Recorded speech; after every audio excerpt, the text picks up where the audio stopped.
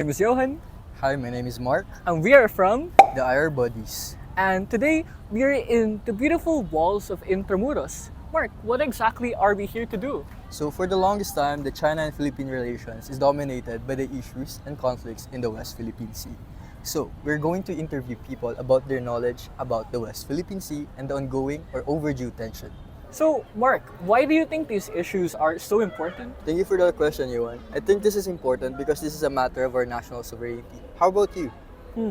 I think it has to do a lot with national sovereignty as well, but also regarding things like resources, but as well as being able to address the tensions between these two countries. Because I think, as we will discuss later within the video, there are various historical and economic ties within, or rather between the Philippines and China, that are very important. But us aside, How about we interview some people, Yuan?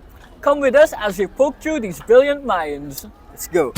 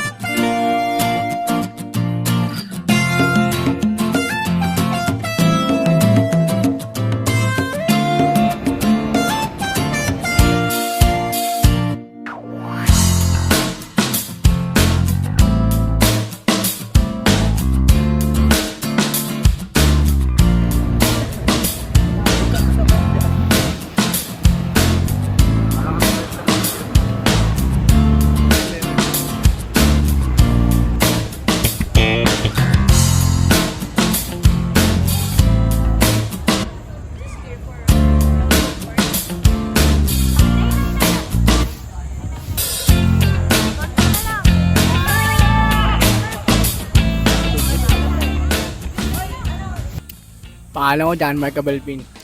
17 po. Idol, 25. My name is Gabriel Gonzaga. 17 po. Hello, I am Cian Angeles from CIR, second year po. I am 20 years old. Jet, Jet, 20. JB. My name is Professor Joseph Dongel. I am the Vice Chairperson of Social Science Department. 35.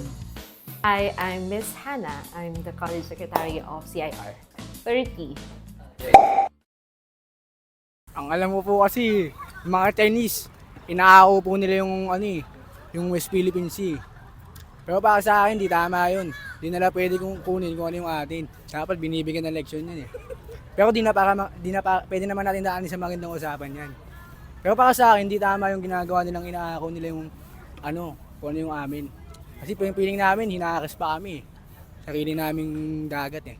Ang tayo kasi ginagawa lang naman natin doon ng Coast Guard is para bantayan lang yung pinaglalaban natin na West Philippine Sea na kinukuha nga ng China.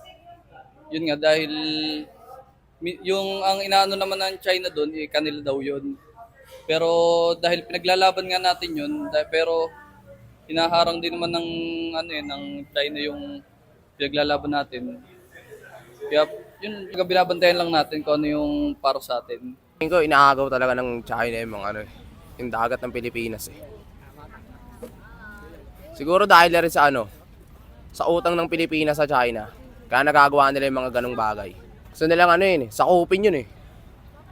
Baka ganun eh, sasakupin nila yung As of right now, I have encountered several information that it has been going on for years now, the dispute regarding West Philippine Sea, and up to now, even with the decisions made by the institutions, the China is still fighting for their rights when it comes to the West Philippine Sea. Dinadaan sa dahas ng mga Chinese vessels. So yun yung pinaka-basic knowledge na alam ko pa.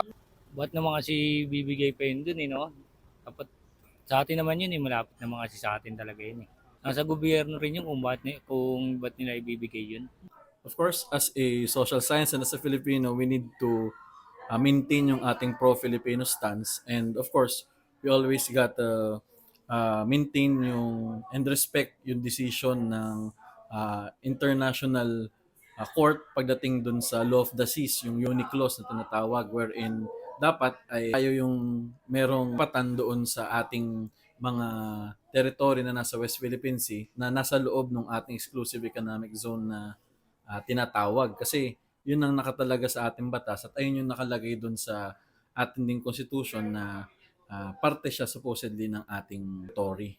So, I only know like the basic ones. It's actually from the news, and as far as I can remember, it's really getting intense because a lot of ordinary Filipino people, most especially the Filipino fishermen, are already getting involved here, and the Chinese government are really showing best interest, I would say, in their occupation of the West Philippine Sea, and it only proves that they are only showing their real identity, that they are becoming a bully towards the Filipinos, the Philippine government. I think the territories are very important because we're talking about not only the land but also the resources that can be utilized. Gusto nilang siguro ipakita yung power ng China dito sa Pilipinas. Baka gusto nilang ano yun eh, talagang sakupin talaga yung ano eh, yung Pilipinas sa buo-buo eh. Ganun eh, kaya di ba binabaon nila tayo sa utang na loob, ganyan. Tapos yung presidente naman natin, bawal pala yan magkomento about sa presidente. Pero ganun. Resources.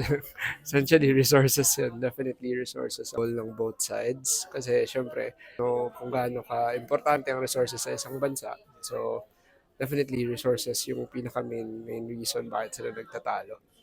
Siyempre, unang-una nandyan yung mga resources. Merong maraming mga aquatic resources na nandyan. At siyempre, kailangan din nating protektahan to dahil alam naman natin kung paano mag-abuso with natural resources and environment yung Chinese dahil mahilig sila sa mga exotic delicacy, which is dapat trabaho natin as Filipinos and ng government natin na protektahan yung ating biodiversity dahil lubang makaka-apekto sa ating biodiversity kapag nag-overfishing sila at nagkaroon ng degradation ng environment within the West Philippine Sea as seen dun sa mga nangyari lately sa balita na kung saan halos nasira na yung mga corals at yung ating mga fishes ay halos nalimas na dun sa West Philippine Sea, sa isang portion at least ng West Philippine Sea. I think the Philippine government should be very firm with how claims and with their interests regarding the West Philippine Sea, and they should be very strategic with it. So as much as possible, if they can be allied with the US, with the Australian government, I guess, with anyone by any first world countries who are very much willing to support them when it comes to military aspect, definitely. Of course, the Marcos administration din dapat should be very intentional. Hindi lang siya yung like go with the flow, ano yung opinion nito. So as much as possible, he should have his own decision, be firm with it, and when it comes to decision, it will be best if he will be partnering, as I said, with first world countries when it comes to military aspect. Sa akin naman, hindi naman kailangan na makipaglaban tayo sa China eh. Pwede naman na kausapin lang, makipag-coordinate tayo sa kanila kung anong dapat gawin doon. Yung ganun lang. Tingin ko naman kasi, di rin madadaan yung China sa magandang usapan eh. Kasi sa totoo lang, tol, matigas yung China eh.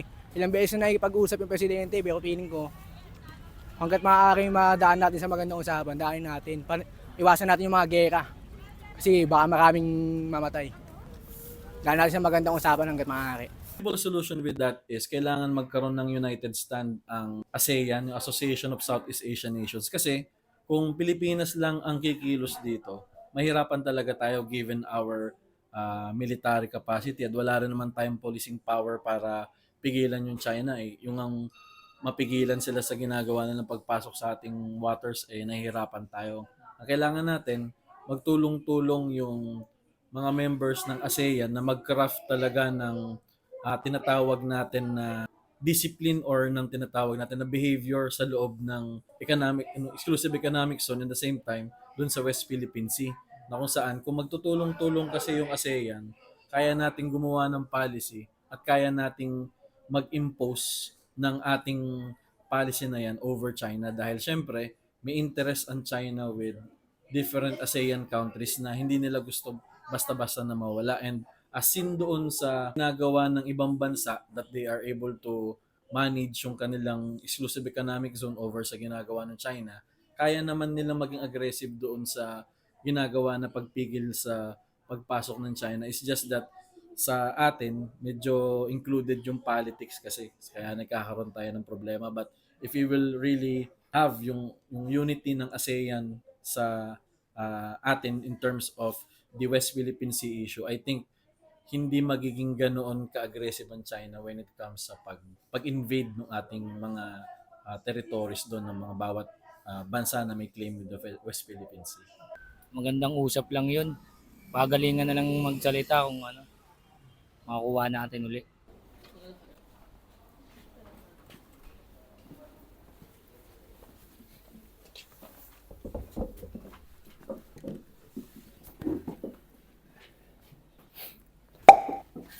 And we are back!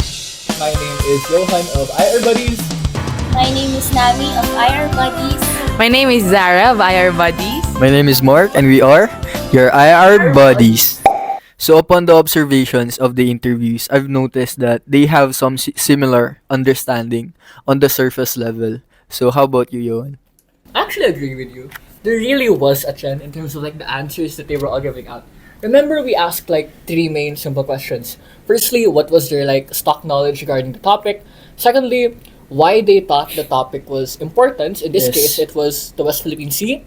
And thirdly, we also asked, in their opinion, what would be the best way to like solve these sort of problems. And in terms of trends, I think predominantly we can agree that a major trend in their answer for the first question was that they all simultaneously agreed that China in this case was the quote-unquote aggressor, right? And on the second part, they all believed that to an extent, protecting or rather quote-unquote fighting for this disputed area is actually necessary for like resources and of course territorial sovereignty. Yes. And thirdly, what something like as an IR student, as a diplomacy student, Yes. what I really find interesting with their answer for the third question is how they talked about importance of having peaceful negotiations on how these countries should like talk it out in a forum. And although they didn't necessarily like outright state the word diplomacy, you could see that they were very well talking about diplomacy. What do you guys Yes. think? I actually find the interview very interesting, especially since we've interviewed people from, safe to say, from all walks of life. Since there were students, there were people from the Coast Guard itself, and a professor from the Lyceum of the Philippines University. And although their sentiments about the issues differ from each other, just like what you have said, there's really a common denominator in all of their answers. And I find it, I as a student, I'm glad that even if they do not have even if they have only the surface level knowledge about the topic, they were still able to share their thoughts and be able to provide solutions on how we can address this matter in the gist about the topic. I agree with you. I really enjoyed the fact that we actually interviewed people from outside the university, right? At Eza. Interviewing was like a really Yeah, tough, I it was actually agree. a bit of a tough job din. Yeah. Kasi it was a bit hard to like approach people at first. True. Especially yung kunwari yung sa Coast Guard, before you were able to They were interview them. Especially Yeah. from different walks of life. Yeah. Parang how are you gonna level with them? How are you going to relate? Paano kayo mag-meet in the middle? Yeah. Ganon. Ayun lang naman. And so now that we've talked about our observation of the interviews, so what does AI say naman? Yeah. Right. Interviews, right? We wanted to know the perspectives of the people. Secondly, we want to know exactly the perspective of AI in this case. So we actually decided to ask ChatGPT what they thought about dispute with the West Philippine Sea or South China Sea. So, Ate Za, what was like the results?